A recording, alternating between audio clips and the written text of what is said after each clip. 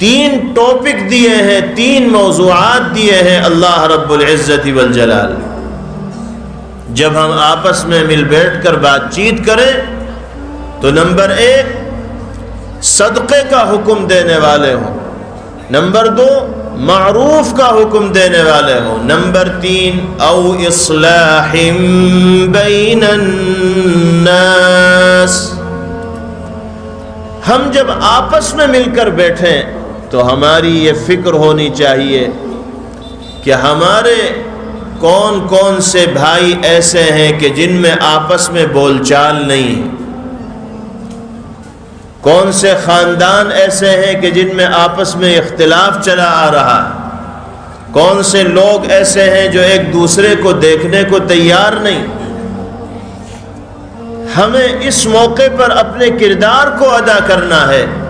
اور کردار یہ ہے کہ 2 جھگڑا کرنے والے لوگوں کے درمیان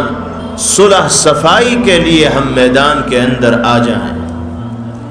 2 اختلاف رکھنے والے قبیلوں کے درمیان حالات کو نارمل کرنے کے لیے ہم اپنی قربانی پیش کریں، اپنا کردار پیش کریں۔ اس کو کہا جاتا ہے اصلاح بین الناس، لوگوں کے درمیان معاملات کو سنوارنے کی اور معاملات کو درست کرنے کی کوشش کرنا۔ یہ بھی ہماری اور آپ کی ذمہ داری۔ مجھے معاف کیجئے گا، آج ہماری عادت یہ بن گئی ہے، ہمارا مزاج یہ بن گیا ہے کہ 2 جھگڑا کرنے والے لوگوں کو جھگڑا کرتے ہوئے دیکھ کر ہمیں مزہ آتا ہے۔ ہم جلتی پر تیل ڈالنے کا کام کرتے ہیں، یعنی ان کا جھگڑا اور بڑھ جائے، ان میں اختلاف اور بڑھے، ہم دور سے تماشا دیکھتے ہیں۔ ہم اس آگ پر پانی ڈالنے کا کام نہیں کرتے، بلکہ اس آگ پر تیل ڈالنے کا کام کرتے ہیں تاکہ جھگڑا اور بڑھ جائے اور دونوں کو نقصان جھیلنا پڑے۔ یہ طریقہ نبی کریم علیہ السلام کا طریقہ نہیں۔ قرآن کریم میں فرمایا گیا انما المؤمنون اخوة فاصلحوا بین اخویکم واتقوا اللہ لعلکم ترحمون۔ ایمان والے تو آپس میں بھائی بھائی ہیں، اس لیے اپنے بھائیوں کے درمیان ماحول کو سازگار رکھو۔ اگر کہیں کوئی اختلاف و رنجش ہو تو اس کو ختم کرنے کے لیے میدان میں آؤ اور اپنے کردار کو نبھاؤ، اور اللہ سے ڈرتے رہو تاکہ باری تعالیٰ کی رحمت کے تم مستحق بن سکو۔ نبی کریم علیہ السلام کے پسندیدہ مشغلوں میں سے ایک مشغلہ یہ بھی تھا کہ اگر آپ کو 2 آدمیوں کے درمیان اختلاف کا پتہ چلتا تھا، 2 قبیلوں کے درمیان دشمنی کا علم ہوتا تھا، تو آپ خود تشریف لے جاتے تھے ان کے درمیان حالات کو اور ماحول کو سازگار کرنے کے لیے۔ ایک مرتبہ نبی کریم علیہ السلام نے صحابہ کرام رضوان اللہ علیہم اجمعین سے سوال کیا کہ کیا میں تمہیں ایک ایسا عمل نہ بتاؤں جو درجے کے اعتبار سے نماز، روزہ، صدقہ و خیرات سب سے بڑھ کر؟ تو صحابہ کرام رضوان اللہ علیہم اجمعین نے عرض کیا کہ یا رسول اللہ ضرور بتائیے، کیونکہ صحابہ نماز کا ثواب بھی جانتے تھے، روزے کا ثواب بھی جانتے تھے، صدقہ و خیرات کا ثواب بھی جانتے تھے۔ پیغمبر علیہ السلام فرما رہے ہیں کہ ایسا عمل بتانے جا رہا ہوں جس کا ثواب نماز، روزے، صدقہ و خیرات سب سے بڑھ کر۔ تو صحابہ متوجہ ہو گئے اور انہوں نے عرض کیا کہ یا رسول اللہ ضرور بتائیے۔ آپ نے ارشاد فرمایا اصلاح ذات البین،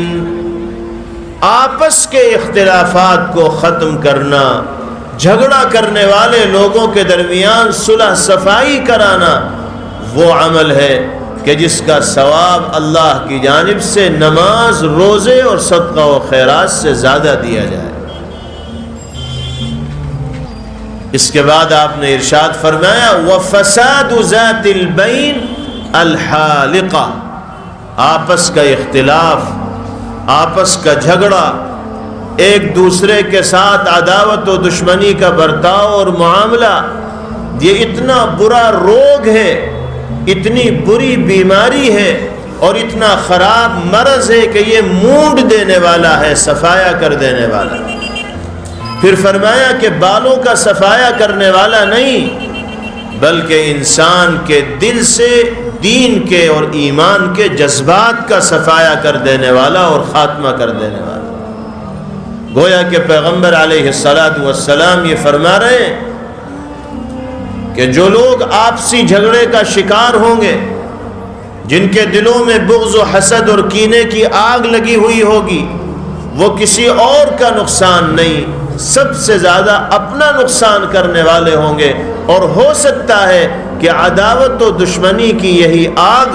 ایمان سے محرومی کا باعث اور ذریعہ بھی ان کے لیے بن جائے۔ تو میرے بھائیوں اور بزرگوں، ہمیں قرآن پاک کے ان پیغامات کو اپنے دل کی تختی کے اوپر لکھ لینا چاہیے، اور ہمیں اپنی گفتگو میں، اپنی بات چیت میں ان موضوعات پر خاص طور سے اہمیت کے ساتھ نگاہ ڈالنی چاہیے، اور آپسی اصلاح کی، میل جول کی، پریم و محبت کی بات کرنی چاہیے۔ اسلام تو ساری انسانیت کو جوڑنے کے لیے آیا ہے، ایک لڑی میں پرونے کے لیے آیا ہے، تو مسلمانوں کو تو خاص طور پر ایک لڑی کے اندر پرویا ہوا ہونا ہی چاہیے۔ حدیث پاک میں ارشاد فرمایا گیا، المؤمن للمؤمن کالبنیان یشد بعضہ بعضا، ایک مسلمان کی حیثیت دوسرے مسلمان کے لیے عمارت میں لگی ہوئی اینٹ کی طرح ہے، ایک اینٹ دوسری اینٹ کو تقویت اور طاقت پہنچاتی ہے۔ اگر دیوار سے آپ ایک اینٹ نکال لیں گے تو پوری دیوار کمزور ہو جائے گی۔ ہر اینٹ کا اپنی جگہ فٹ ہونا اس دیوار کو مضبوطی عطا کرے گا، اور کسی بھی اینٹ کا اپنی جگہ سے ہٹ جانا پوری کی پوری دیوار کو کمزور کر دے گا۔ اسی طرح مسلمانوں کا آپس میں مل جل کر رہنا، محبت و پریم اور پیار کے ساتھ رہنا، پوری امت مسلمہ اور قوم مسلم کو طاقت و قوت عطا کرے گا، اور دھڑوں کے اندر مسلمانوں کا تقسیم ہو جانا یہ قوم کی طاقت کو کمزور کر کے رکھ دے گا، کمر کو توڑ کر کے رکھ دے گا۔